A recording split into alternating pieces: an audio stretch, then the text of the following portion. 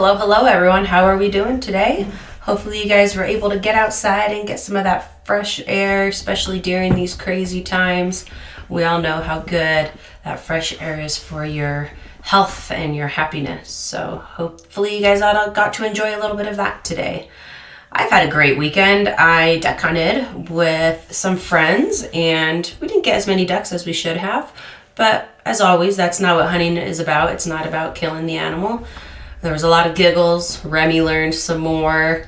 Each time we go out, she gets a little bit more and more experience. So I had a great weekend, and now I'm exhausted. Now I'm ready to curl up and take a nice long winter's nap and wake up in the morning and start my week then. So, all right, a little bit about this week's episode. I'm going to backtrack first before we get too much into that. Last week's episode, if you gave a listen, was a story on how my friend Dylan nearly escaped death in the high country of Colorado. Great episode of a story of persistence and mental strength. Honestly, I think if it was any other person out there, they probably would have died. But I've known Dylan for a long time, and he's always had this crazy mental, strong, rock hard mind. When he puts his mind to something, there's no giving up. A little bit stubborn as well. So sometimes that can come back and bite you in the butt when you're in the backcountry by yourself, and sometimes it can get you through some pretty scary times. So if you haven't heard that episode, head on over to our podcast and type in the Western Hunting Hub and listen to episode 62 as Dylan tells a story of a lifetime. Moving on to this week's episode, I am meeting with Matt Jost from Colorado Mountain College. He's local here in Steamboat. He's Swiftwater Rescue. He's Wilderness First Aid. The list is on and on and on. So he's got a lot of education under his belt. And I thought, what a great episode to follow up with Dylan's story on what to expect when you're in the backcountry, things to carry in your pack from your first aid kit to important food. I learned a lot during this episode myself. I was making a little list as he talked about certain things he carries in his pack. But I'm definitely going to go back to this episode and listen again and remake that list. So feel free to grab a pen and paper while you listen to this episode if you have the time to do that, if you're not driving, if you're sitting down, because it's a great first aid kit, great things to keep in your pack for when you are out hunting or you're out camping, you're out on the river, anything like that. These tools are great to have anytime you're away from immediate help. So I hope you guys enjoy this episode. I definitely did. Hope you learned something new today, and I hope you guys have an amazing week. Enjoy. All right, so my name is Matt Jost. I work for Colorado Mountain College as the Assistant Dean of Instruction. I oversee our outdoor program, ski business, restaurant management, and hospitality management. And I have overseen our EMS department in the past as well. So an administrative role with the college, and love education and so much. So I love teaching it within some of these programs as well. So my background is outdoor education and kind of the parts that go with that.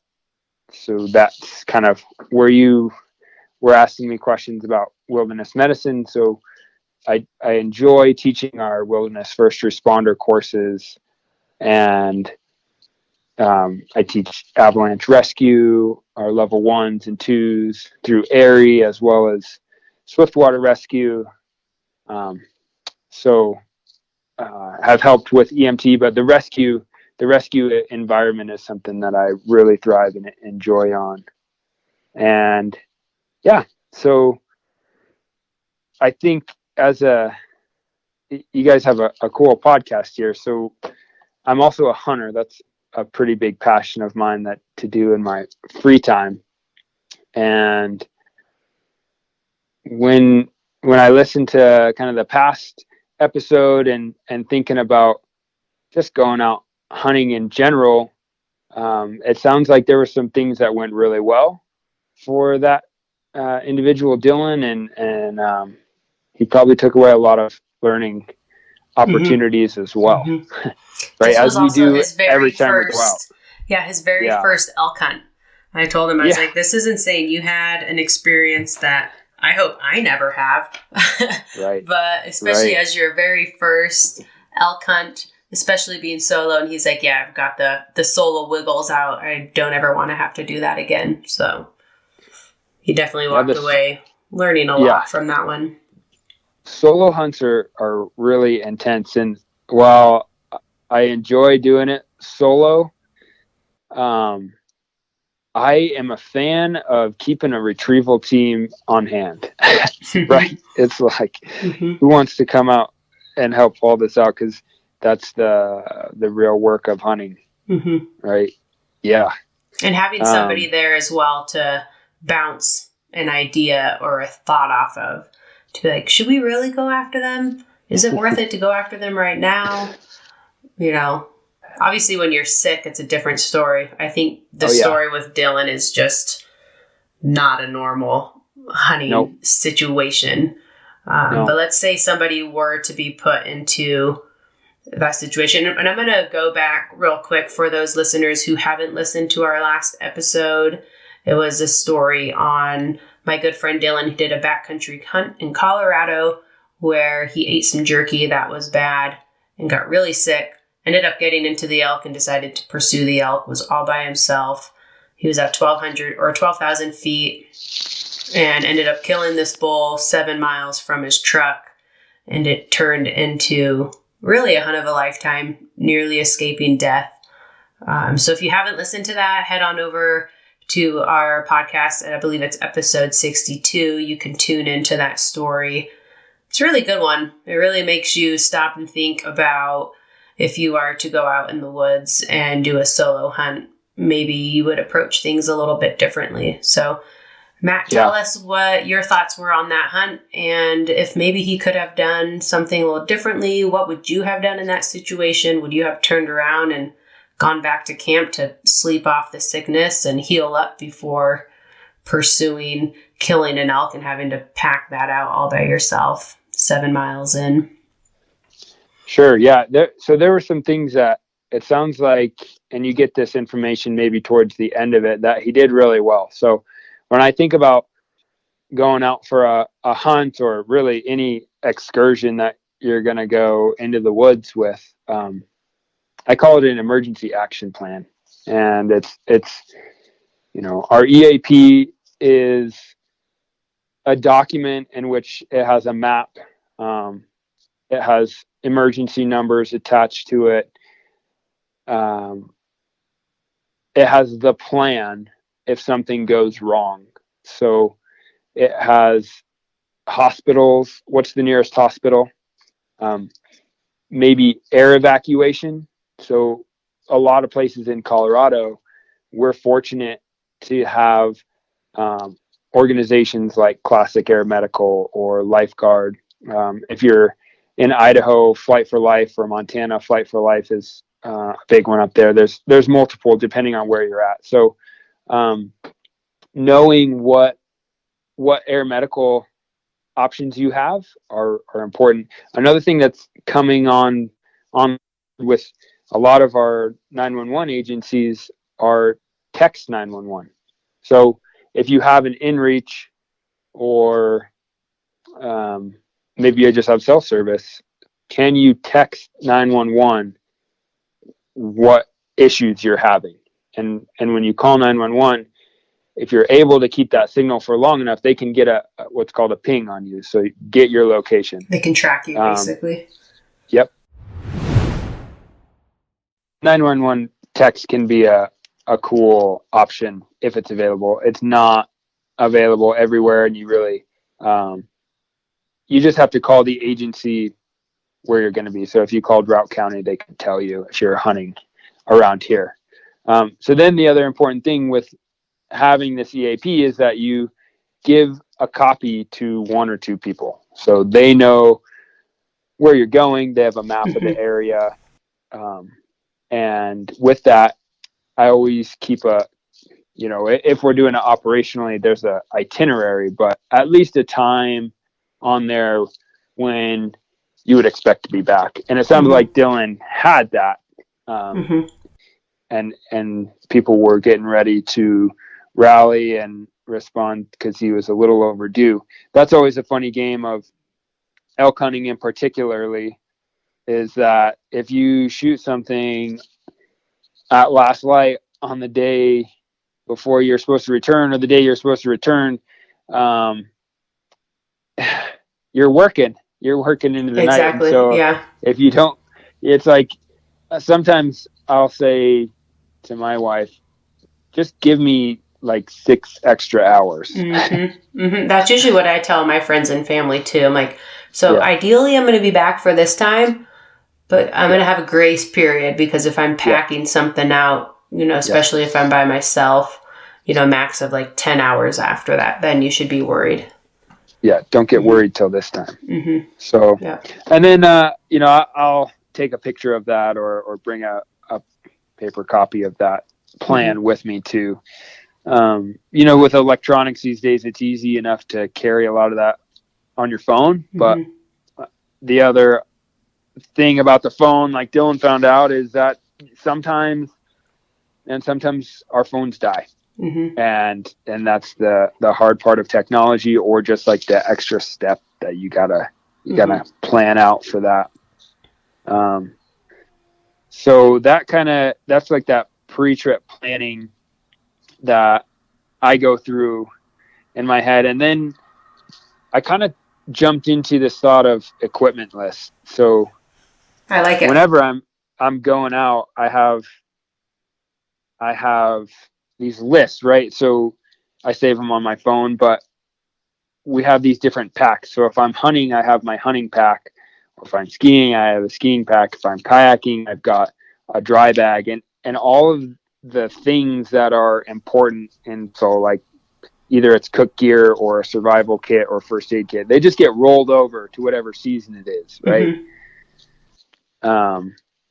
And hunting is also fun and unique in that a lot of times, maybe things that I bring for a survival kit, I try and find pieces of gear that are going to be able to use something else. So, if we're hauling elk, I've got a strap or two. So how that stuff can double down in a first aid kit or a survival kit. So what types of things can be used for multiple purposes, because we don't want to have this super heavy pack. I'm certainly not a lightweight backpacker, but I like to be efficient. I have friends who are really into lightweight, and that's, you won't see me that way to hunting camp. But yeah, I'm the same way. I would much rather overpack and be good in various situations versus underpack, because I want to have a light pack. And then I don't have something when I need it. Yeah, for sure.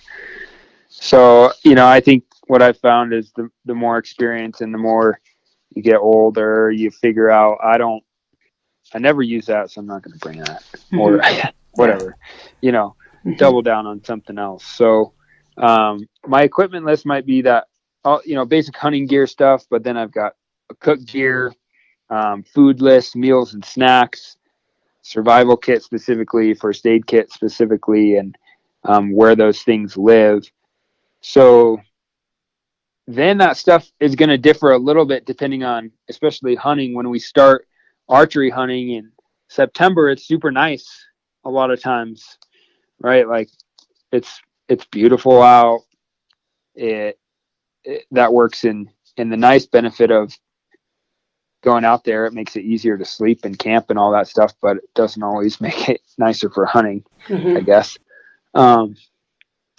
But that stuff does shift too. Like, what layers do I bring, which is a part of kind of the first aid kit or the thoughts that you're thinking. So when I look at the weather forecast, that helps me determine how you're going to build safety. What's that safety net you're going to be willing to flirt with in terms of layers, or, is it, if you get into that rifle season, I was on a solo hunt, second season, maybe last year, and that storm came in and it snowed.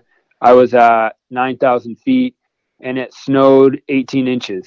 Wow. And I saw the storm coming in. I knew it was coming, but man, it was a lot. It's a lot of It was a snow. lot of snow. What did you do in that situation? Tell us a little bit about that part of the hunt.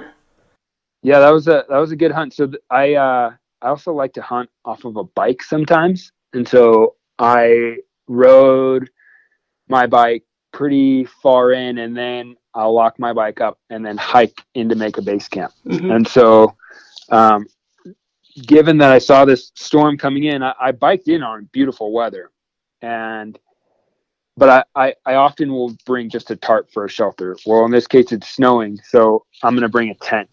Mm-hmm. So I brought a tent, just like it's that much more comfortable when you can zip yourself into a tent mm-hmm. when it's nuking snow outside. Right. And especially if it's windy too. Yeah, mm-hmm. Especially. And it can be super windy here. And so then you've got to think about, all right, if that snowstorm's going to come in, all of your water sources could get frozen, or they're going to be buried by snow, and getting water when it's super snowy and cold out sucks. So that plays into some of that gear list. When I go out there, I'm bringing some way to carry extra water. So that could be, I use what's called a dromedary. It's like a camelback, but it's just to carry water. And mm-hmm. so with that, we talk about treating water. You can either treat your water and fill these things, or you fill it with dirty water and bring it back and filter that later. Gotcha. The best, I personally would rather I filter my water and then fill up the dromedary or camelback. I'm not a fan of camelbacks because of the hose that can get clogged or freeze, right? So the dromedary is just a carrying device. It's got a little lid on it with a spout you could drink water out of too. So I planned for that snowstorm to come in and filled up water and had water, and then put that water in the tent actually, because I didn't want it to freeze. Exactly. Yep. So there's that, and then knowing that it was going to snow when you're using a backcountry stove, if you're going to be using snow to make your water, that takes a lot of extra fuel, or just when it's cold, it takes extra fuel to make it all burn efficiently. So you've got to really look at the weather forecast too, to plan in how much fuel you're going to be bringing in and what are you going to cook. And, Mountain House, obviously super easy, boil water, pour it into that. Mm-hmm. I actually prepare my own meals. I think, Mountain House can be fine, but I'm more of like bringing pasta and mm-hmm. A supplement of chicken or something like that, and rice and beans. Yeah, the Mountain House doesn't sit well with me. Yeah, I can't do it. I'm way more into making my own. Mm-hmm. You can dehydrate things, which is a super, obviously more planning goes into that, but you can dehydrate all these meals and bring them into camp and just put water in it, and that makes it super easy. Same way that you get Mountain House, but it's good food mm-hmm. from your from a grocery store that you normally get. Right. So then, something to think about from the first aid side of things constantly as we're talking about water is that water purification system. My favorite filter is a Sawyer filter. It's basically got a little bag, and the filter is about this. You can put your hand around it, and you just fill that bag up with your running water there and squeeze the water through the filter into a water bottle or mm-hmm. wherever. Mm-hmm. They're like $15, $20. Pretty cheap. Pretty expensive. Replace the bag off of that. Yeah. So they can filter a lot of water, and you can drink out of them. But Aquamira is another one. People are into that. It's more of the chlorine based solution, Life Straw. They make cool water bottles with filters on them too. So, And you can buy and then those of in like course, Walmart, I believe. yep, Pretty accessible everywhere you yeah. go. But some sort of water purification. You got to have something out there. And then part of that trip planning is where are your water sources? Fortunately for hunters, we're looking at that too, right? We're like, okay, where you find water, you're going to find elk as well. So I kind of think of it as we're out there and we're all going to live together Right. during that time. Exactly. We're all just hanging out. Yeah. Yeah. I was on a hunt this year for first archery, and it was in the high country back behind Redstone, Colorado, and all of our scouting was through Onyx. We never had been back there before, but my friend had a mule deer tag and an elk tag, and he was like, "You want to come with and film it for me and just hang out, be an extra set of eyes?" And I couldn't resist, so we were looking at the map, and there's all these different water sources.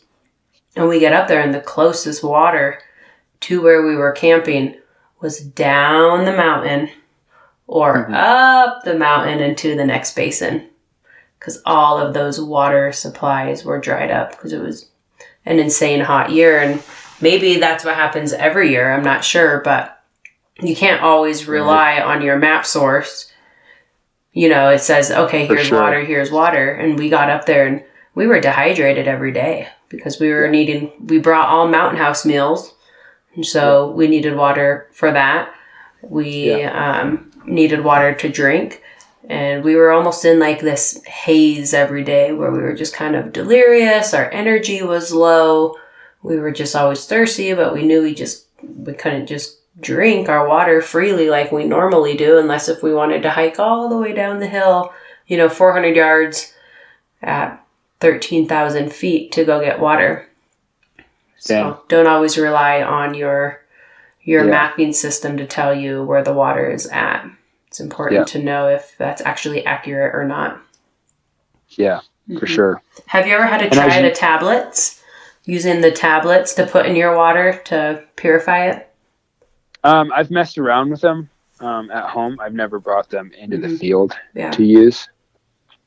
I would think that would be a great thing to have in your pack as like the ultimate bbackup, because one of the water supplies that we did find, it was really slow moving water, pretty muddy.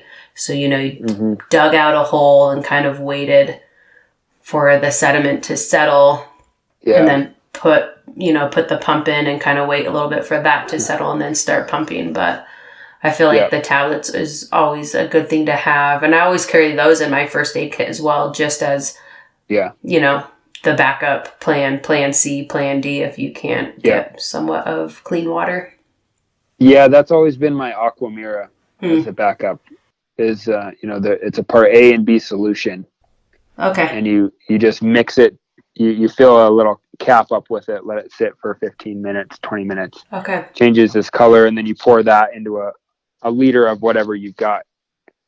So you having two, is pretty great. Or the other thing I like is a steri pen.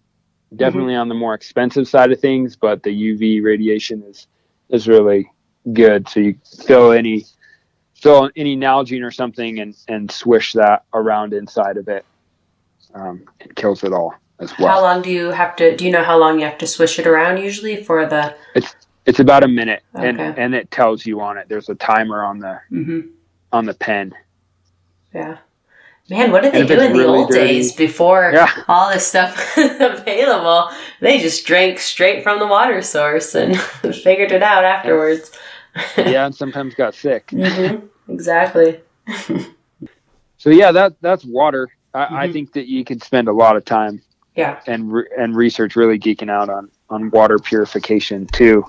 I think that the other piece when there's planning of our meals and things like that, and especially with hunters, you wake up in the morning and you want to just grab something and go. I'm not going to make a big meal or something before I head out. So, but making sure that whatever I'm going to eat in the morning is usually like a hot drink or a coffee or a tea or something, and then a bar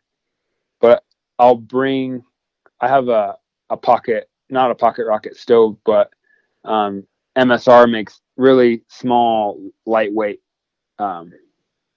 stoves that screw onto a canister, and it weighs nothing. And so that's a stove that I use, and I'll bring that with me into the field. And so then, especially if it's cold, I did have the 4-season elk tag this year, and it snowed, and it was really nice to be able to open that up about 10 o'clock, right, and make a nice tea. Yeah, that's what I did in third rifle too. That's what got me through the day, was some ramen noodle at about 11 o'clock. Yeah, it's huge. It's huge. Yep. It warms you up. It gives you life, and you're like, okay, I'm good to go now. Yep. Yeah. Yep. So, that being said, then it's like, what do you have for lunch? I'm often on lunch, gorp throughout the day, a Cliff Bar or a bar of some sort, and then I make pre-wrapped peanut butter and honey tortillas. Those are good. And I like have one or two of those for a day. That just sugar in the backcountry, especially doing the high energy hunting activity. It's not just the run of the mill going on a hike.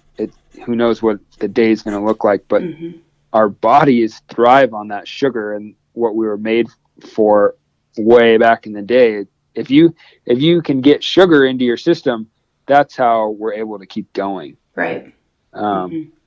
So, I'm not saying on my regular diet I eat tons and tons of sugar and peanut butter all the time, but that gets you through on a hunt like that. And then in the evening, getting a good meal of carbohydrates to replenish that is the super important, because like Dylan found it, when you get sick and vomit, then you're super dehydrated.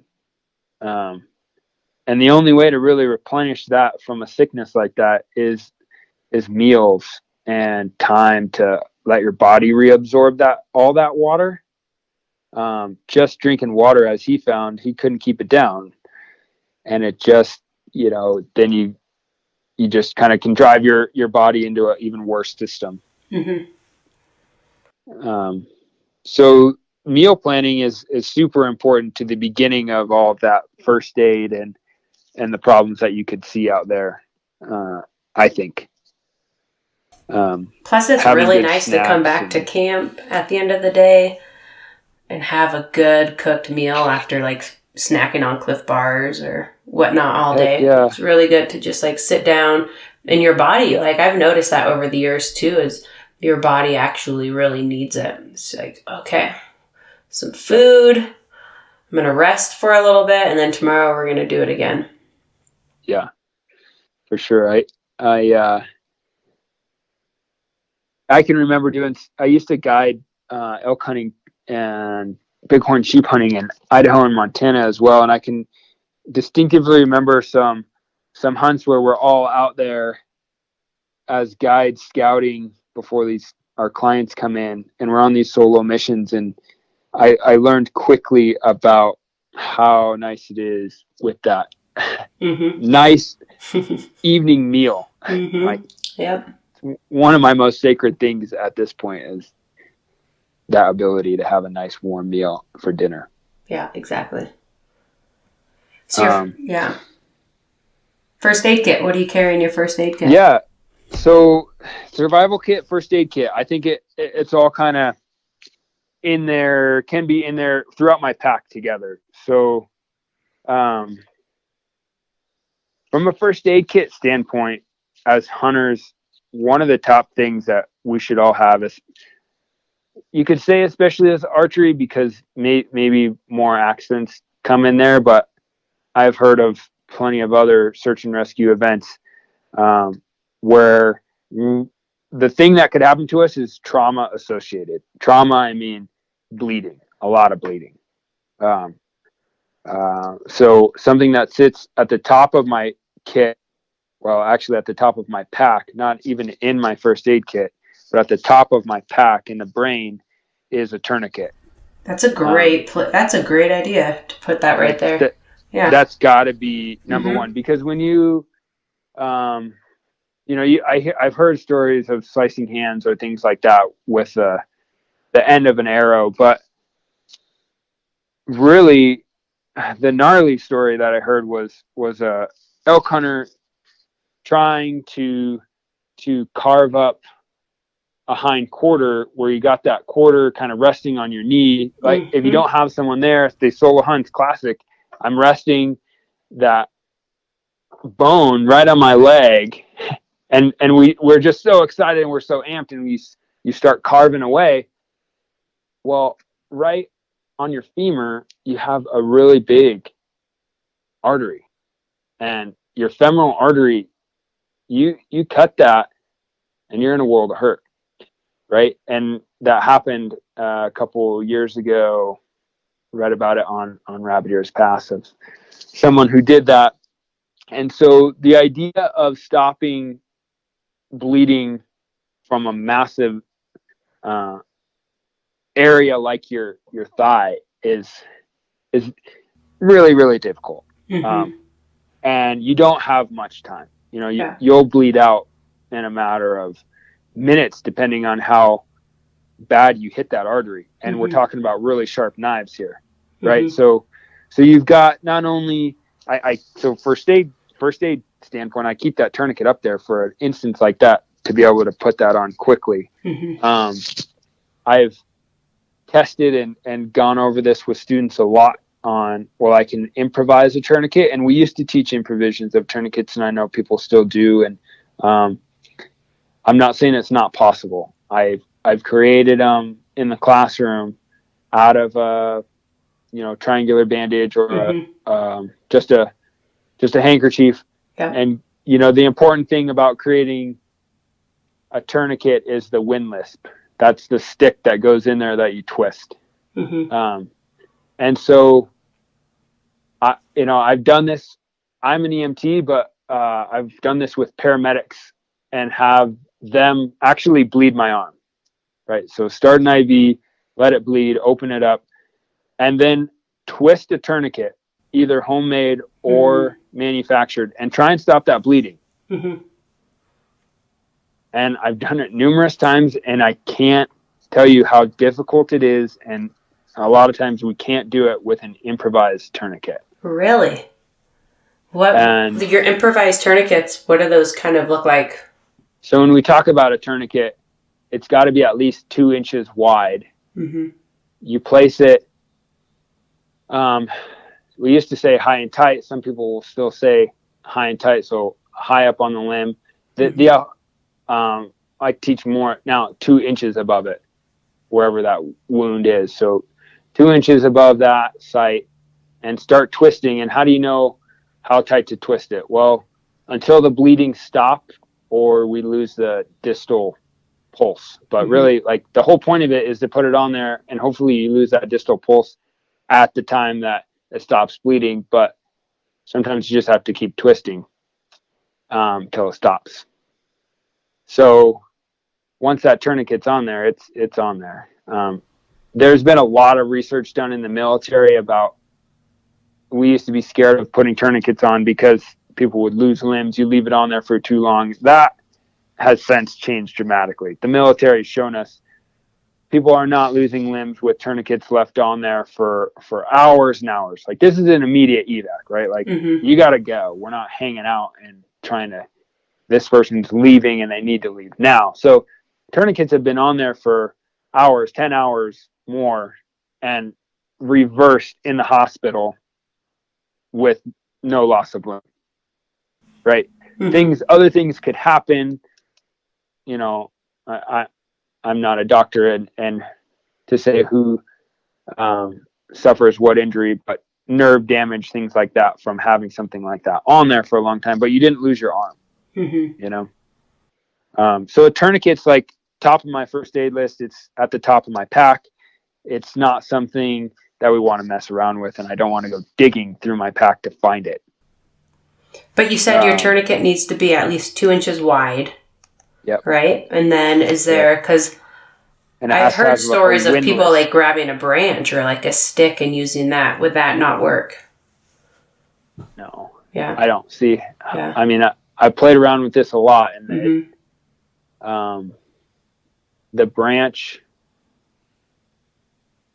is not wide enough to I mean, it's possible that it could for a while. Mm-hmm. I just don't see how you can get that tight enough, honestly, before it breaks. Yeah. To actually cut off the blood flow and stop it from bleeding. Does it have to have a certain length, or is it just the width that really matters? No, the width is what matters. We want to, the more surface area we can put along the bone of those arteries and veins, the better chance we have of stopping it. And the only way to get that tight enough is with a windlass. So that could be a strong stick. I like to think of maybe a tent stake, or you could use a knife or something that's not going to break. You're going to be cranking on that thing, and then it gets strapped down to the arm. Mm-hmm. That's a great idea. Yeah. Tent stake, throwing that in your pack. Mm-hmm. Yeah. Wow. So, I create a lot of other things, and that's what teaching wilderness medicine is all about, is what can I use from my pack or from the woods to fix somebody. That's the fun part of medicine out in the woods, but that's just one that I don't mess around with. Because we're talking about saving a life in a quick amount of time right there. Yeah, exactly. To accompany that, though, then within my first aid kit would be trauma gauze. So what do I mean by that? There's a product called Quick Clot. Basically, it's gauze that's impregnated. It's got an agent within it that helps stop bleeding inside. So this is something where you're like, you got a huge gash in your leg or a huge gash in your arm. You're taking this impregnated gauze and shoving it into your wound to stop the bleeding. So sometimes that a lot of times that will accompany a tourniquet as well. But hunters, the things that we could get into, again, big bleeding, so gauze of some sort and this Quick Clot is something that's really beneficial, and again came from the Army and these huge gunshot wounds. That's where it was first used and tried. Other things you could put in there, triangle bandage, but again, if you have a bandana, that can substitute. So making slings and swaths.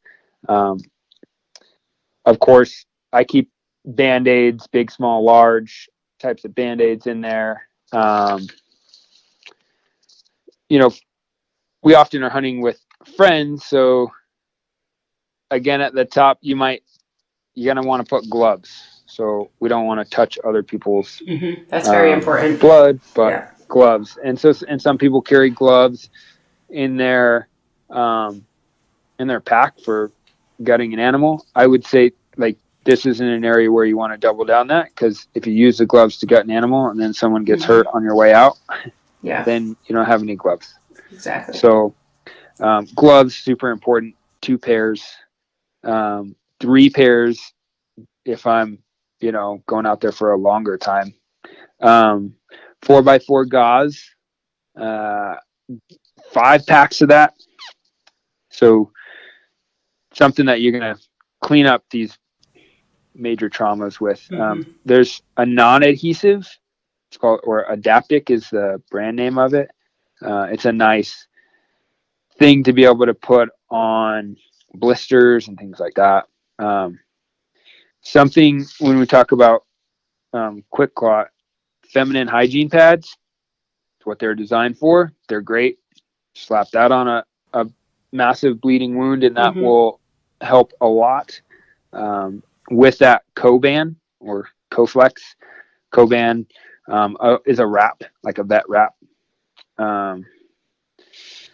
Ace wrap, all of those types of things for splinting or something like that. Again, you can improvise some of this, but this is a kind of a first aid kit of sorts. And then Band-Aids, various sizes. For me, the Band-Aid thing is like,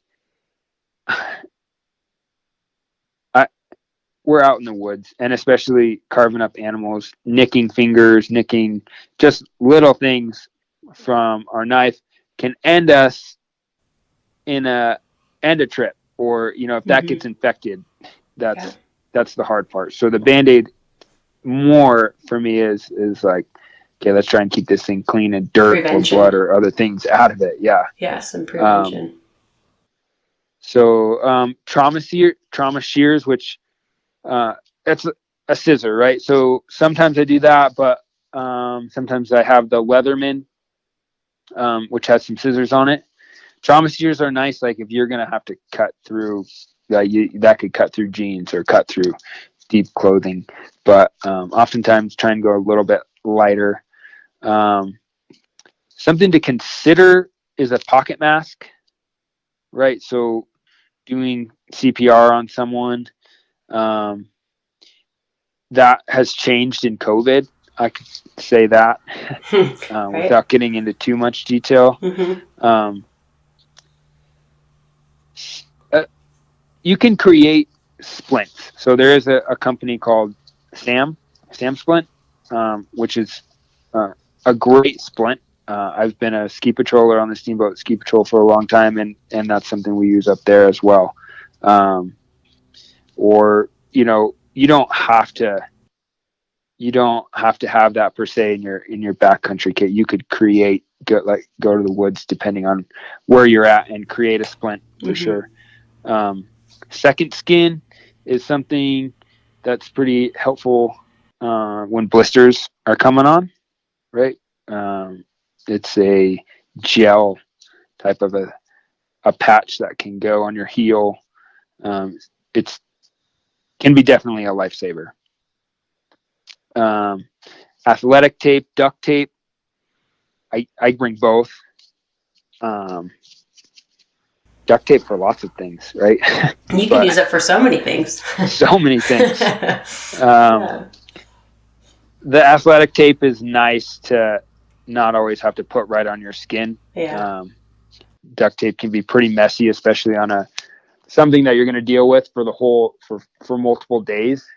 The glue can just be kind of a pain in the butt later. Steri strips are kind of like stitches, improvised stitches. A syringe to clean wounds out. Thermometer, especially today, is like, if you're guiding, especially, it's kind of become a standard. Triple antibiotic ointment. Benadryl or a Benadryl cream can be super helpful too. Hydrocortisone cream. Benadryl is one of those things where,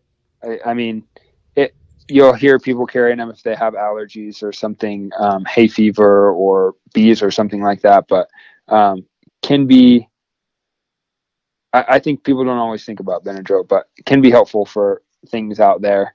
And then, like I said, I don't per se keep this in my first aid kit, but glucose. So I mentioned earlier, within foods, meals and snacks are important, and what you eat out there is important. And glucose is something, straight glucose, is being sugar, is something that our brains and our bodies really need to thrive well. And when you think about the snacks that you're going to pack, not every sugar candy is equal in its glucose. Correct. Right? It's a great point. So it's really important to read the packaging, read the ingredients of how much sugar is actually in those things. So, being from Steamboat 2, I bring honey stinger gummies. Yeah, the honey stingers are great. Right? Yeah. Like, they're great for mountain biking, they're great for hunting, they're great for so many things, and a couple of those can go a really long way. So, and they make a goo as well, which can lead into a host of other illnesses. And aloe, dealing with poison ivy or something like that, it's nice to have something like that perhaps in there. So that's kind of, I think maybe the last thing, and you learn a little bit more about, well, you learn a lot more about all of this in a class like a wilderness first responder, but a SOAP note. So a subjective assessment plan. So when we are dealing, especially with someone else who has an injury, we want to document things that we're doing to them, especially if you call search and rescue or this person's going to go into the hospital. Writing down what you did is very helpful for a search and rescue team or a helicopter that's coming in, because they want to know how this person's what is this person's baseline, and how far have they come. Baseline being like, what were their heart rate, what were all their vitals. So without getting too much into all of that, it's important to document the treatments all the way through. So that's the first aid kit. I think an important thing to plan is if we have a big trauma like this, it's going to take a long time to get out, right? So if you have a big cut that needs search and rescue to get out, whether that's a litter or something, like the person can't walk out, that's when we come into this survival kit. So thinking about staying in one place out in the backcountry for a long period of time, you're going to get cold, and then you've got hypothermia kicking in, and all these other things. It just compounds when you get hurt, right? So food, water. Yeah. So like this stuff lives in my pack no matter where I'm going. The survival kit, I have a bivy sack, a signal mirror, flint and steel. I like Vaseline covered cotton balls. Why is that? Like you light those things on fire, and that'll light quick. So, you can get tree sap, you can get all kinds of other things, but from the survival mindset, like collecting all this stuff in an emergency, if you're sometimes hurt, more difficult. Yeah. And if you're hurt. So like being able to deal with whatever right there. A pad to stand on. So in my pack, I have like, it's like it's a foam pad, but I cut it from what used to be a sleeping pad, a foam sleeping pad. Probably not like the most comfortable thing to bring sleeping, and there's a lot of awesome pads out there these days, but this can be really helpful.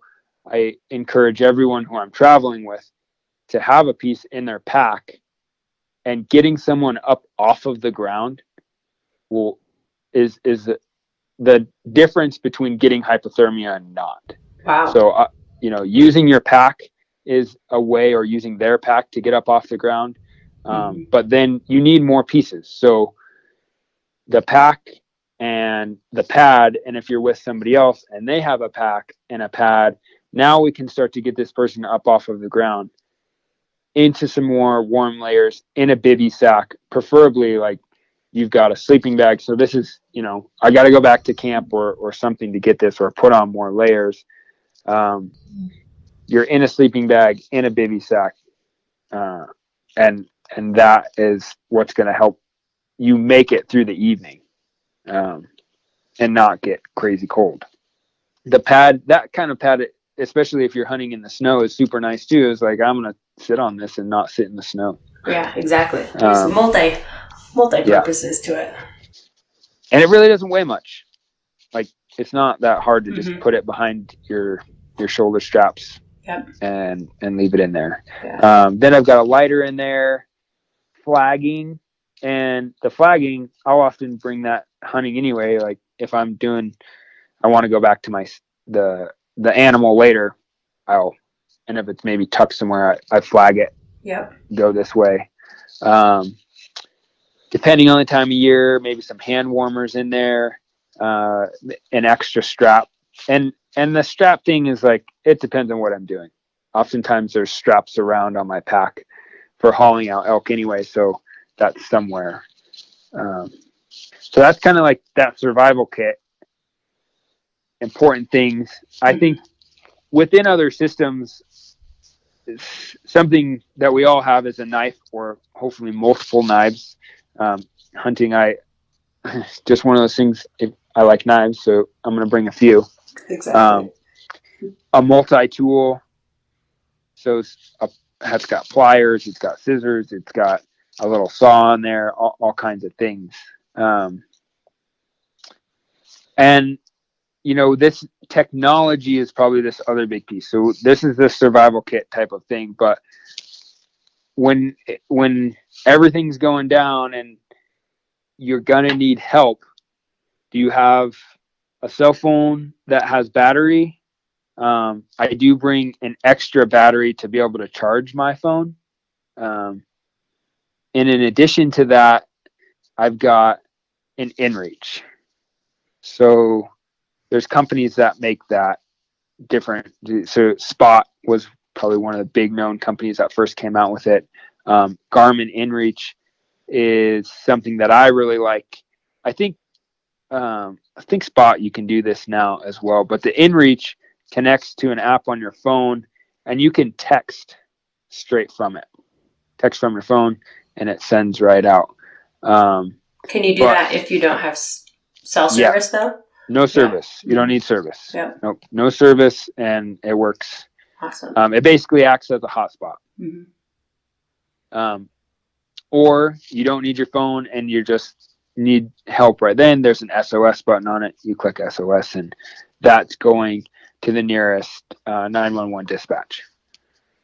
And you can set up pre-messages to send to other folks too. That's the nice part of the inReach is you could say, you could just have it go to a friend that's like, hey, I'm not seriously hurt, but I need some help.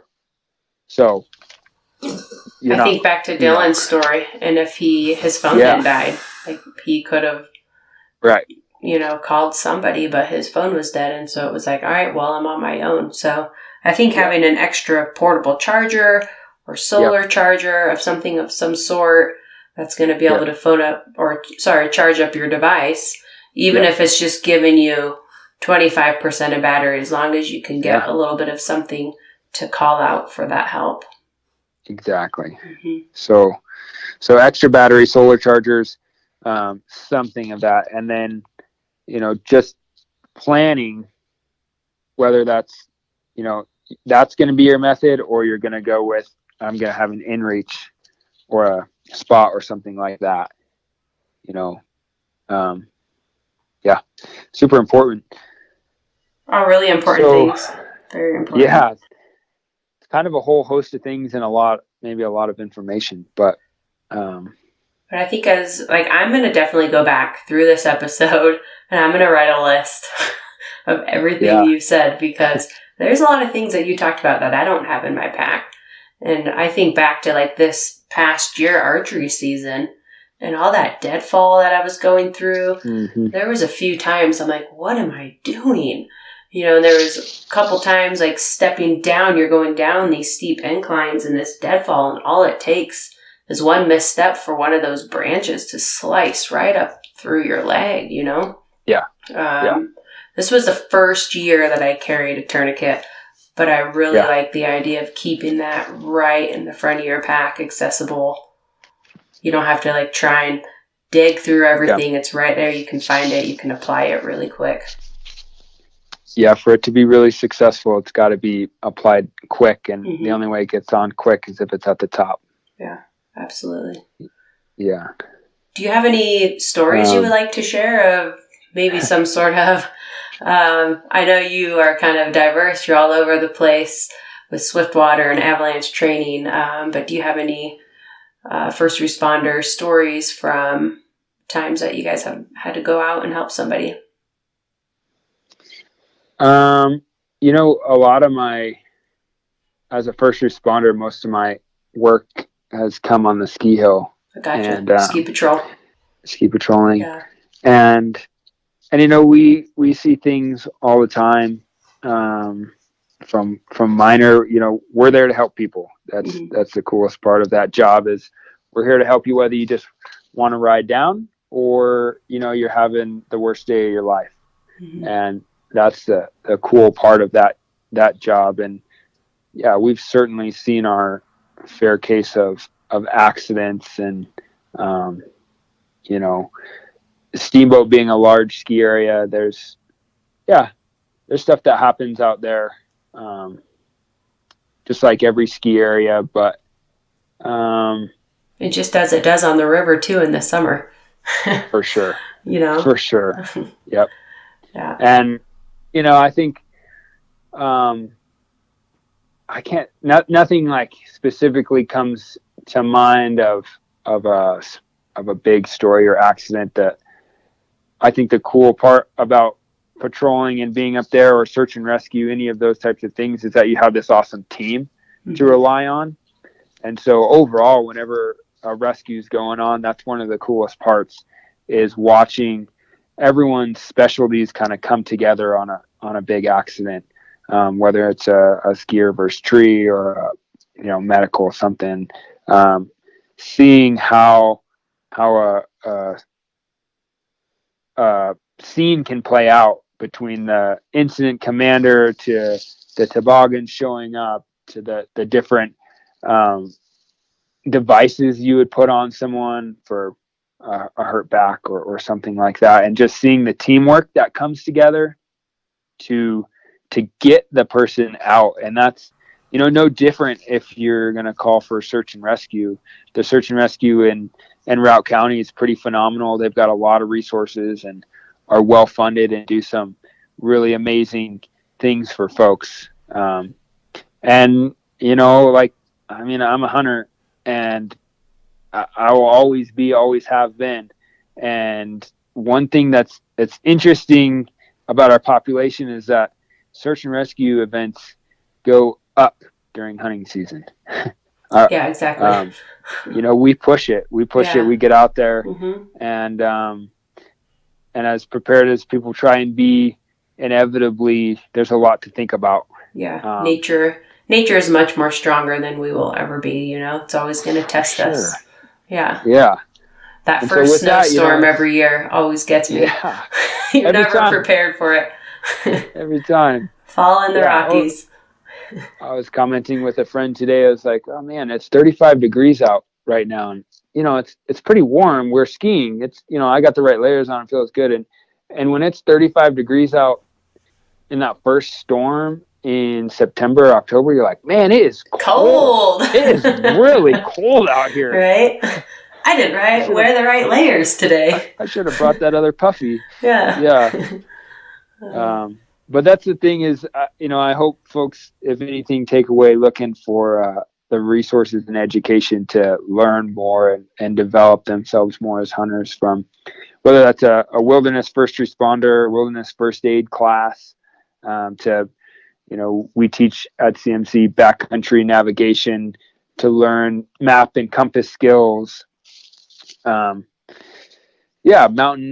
orientation, just learning your way to backpacking through the woods if you're new to that. So just constantly learning, I think, is a important part, and it's at your fingertips right now. Look at this podcast, look at YouTube.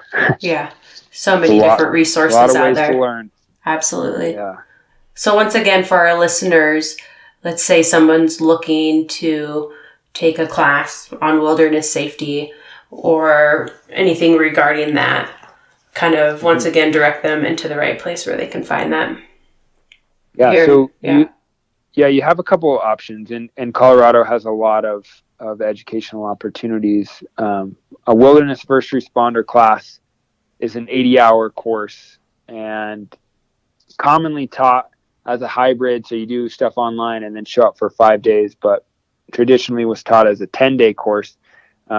Given people's schedule, it's hard to take 10 days off of work to go to do something like that. So the hybrid model is much more beneficial.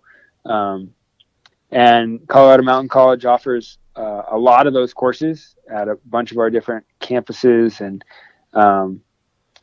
I happen to teach for a company called Desert Mountain Medicine based out of Leadville, Colorado, and we offer a lot of courses all over the West. So there's that. And then you've got backcountry navigation. So some sort of a skill-based class to look at GPSs and maps and compasses and just knowing your way in the outdoors. And we'll do them in the desert. We'll do them in the mountains. We'll do it. So depending on what your flavor is, we do it in winter, we do it in summer, we do it in fall. Depending on where you spend your time, kind of look towards taking a class that's centered around that environment. We do a survival skills class, super fun. It's just like want to go push your limits and see what it's like to be out there with just a day pack. That's what that class is all about. Building your own shelter, starting your own fire, that type of thing. So there's a few classes that you can find at CMC, and probably look at other colleges or organizations around the country. Yeah, whatever area you're in, look that up. It's always good just to have it. And I've been meaning to take that class myself, the Wilderness First Responder. Yeah. So you and I will probably have to talk about that. That sounds good. Yeah. We can do that. Get a course lined up. But a lot of really great information tonight, Matt. Thank you so much for coming on. I have learned so much. I've got a little list going of things that I need to add to here and there. And hopefully our listeners are able to take something away from this.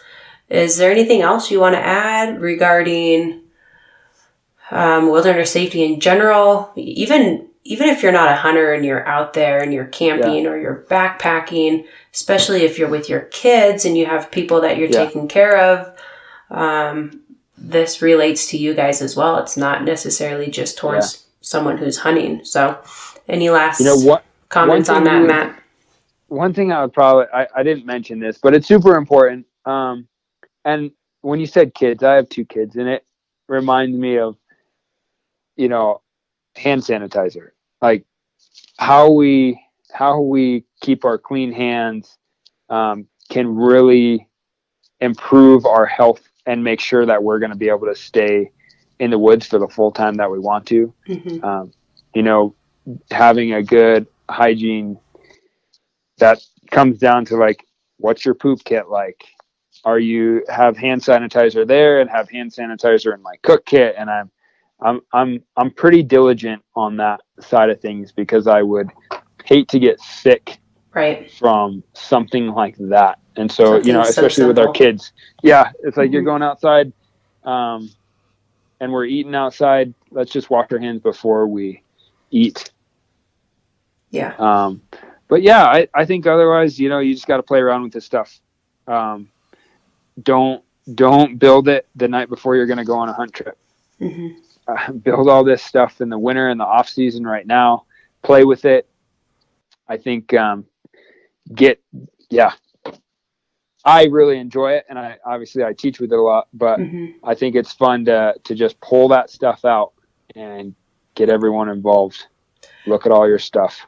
And there's so many different resources, like we were saying, that's out there. You can YouTube it, you can listen to podcasts, you can take a class, you can go on social media. Like, it is around us everywhere at our fingertips, but we just need to be able to utilize it and have those right resources to make sure we are prepared, because we don't want to come down to a situation when we're out in the mountains, whether we're alone or with our kids or with our friends, and we don't have the right resources to take care of what's in front of us. I listened to an episode this last year and then watched a video from, I don't know if you've heard of Corey Jacobson. Yeah. Most people know who Corey Jacobson is. They had a hunt that they did, and one of the cameramen, he also had his bow and arrow with him, and an arrow fell out and it fell on the ground, and he stepped right in front of it, and the broadhead went right up into his calf muscle. And they were 4 miles, I think, I might be wrong, but they were a good ways away from like a good trail. But that video really made me stop and think about, what is in my first first aid kit. Like if this were to happen, like, am I prepared? And so I pulled out my first aid kit then, and it was in the wintertime, and I was like, all right, I made a list, and I'm like, I'm just going to start buying this stuff. So by the time springtime comes around, when I'm turkey hunting and shed hunting, and I'm out there in the woods, I'm just going to throw it in my pack, and it's going to live in my pack all the way through elk season. Mm-hmm. One thing I didn't mention, you just mentioned that in the first aid kit was Tylenol and ibuprofen. Mm-hmm. You know, those two drugs can get you through a lot of pain.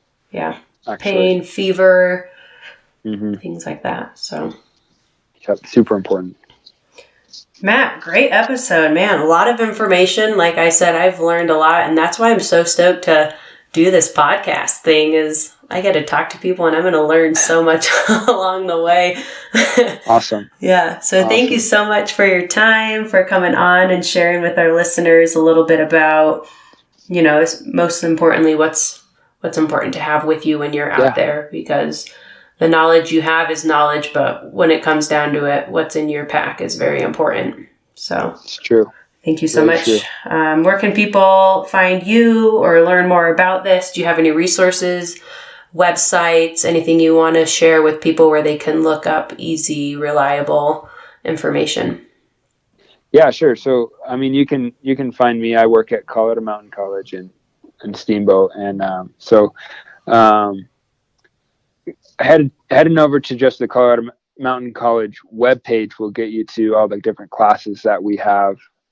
Right there, you can search for credit classes. And CMC is just a great community college to not only work at, but for our mountain communities, for folks to take classes like this.